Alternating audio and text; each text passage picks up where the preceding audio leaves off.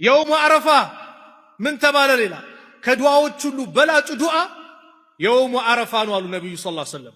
ኸይሩ ዱዓኢ ከዱዓዎች ሁሉ ልዩ ዱዓ በላጩ ዱዓ ዱዓኡ የውም አረፋ የአረፋ ቀን ዱዓ ነው አሉ።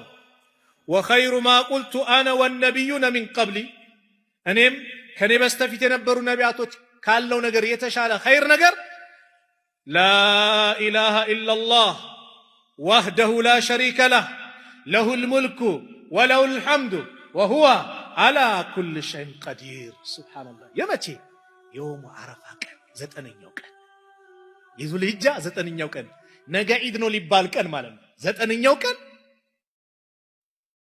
ከዱዓዎች ሁሉ ልዩ ዱዓ ያ ቀን ነው ተብሏል። ታዲያ ሀጃ የለም?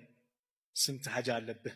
ለማግባት ፈልገህ ያልተሳካ ልጅ ፈልገህ የዘገየብህ ያ ረብ በላ በየቂን አድርጓ